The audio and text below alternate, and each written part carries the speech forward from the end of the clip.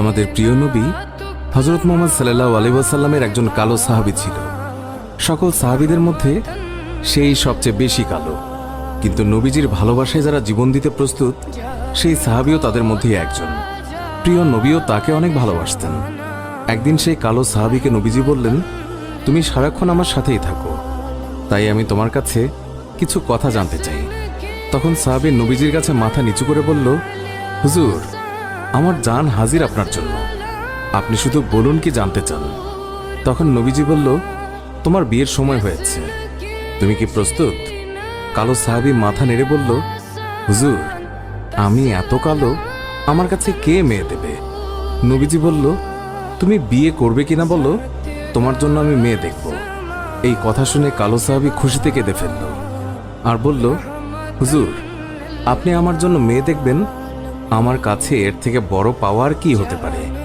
তখন নবীজি একটি পত্র লিখলেন আর তা কালো সাহাবীর হাতে দিয়ে বললেন, এই পত্রটি নগরীর বড় বাড়িতে গিয়ে উত্তর জেনে তারপর আমার কাছে আসবে। কিন্তু কালো সাহাবী জানে না এর ভেতরে কি লেখা ছিল। নবীজির কথা অনুযায়ী পত্রখানি নিয়ে নগরীর বড় বাড়ির মালিকের হাতে দিল। নবীজির কথা শুনে তাড়াতাড়ি পত্রটি খুলে ফেলল মালিক। তার মধ্যে লেখা আছে, আসসালামু আলাইকুম, আমি মুহাম্মদুর রাসূলুল্লাহ সাল্লাল্লাহু আলাইহি ওয়াসাল্লাম আপনার কাছে আমার কালো সাহাবীর জন্য আপনার মেয়ের বিয়ের প্রস্তাব করলাম। আশা করছি আপনি প্রস্তাব গ্রহণ করবেন এবং আপনার সুন্দরী মেয়ের সাথে আমার কালো সাহাবীর বিয়ে দেবেন। ইতি মুহাম্মদুর রাসূলুল্লাহ সাল্লাল্লাহু আলাইহি ওয়াসাল্লাম। বড় বাড়ির মালিক নবীজির কথা শুনে কেঁদে ফেলল। আমার একমাত্র মেয়ে, মদিনায় যাকে সবাই চেনে হুরে মদিনা বলে। কিতাবে আছে মেয়েটি এতই সুন্দর যার জন্য মদিনার সবাই তাকে হুরে মদিনা বলে ডাকত। আমি এখন কি করি?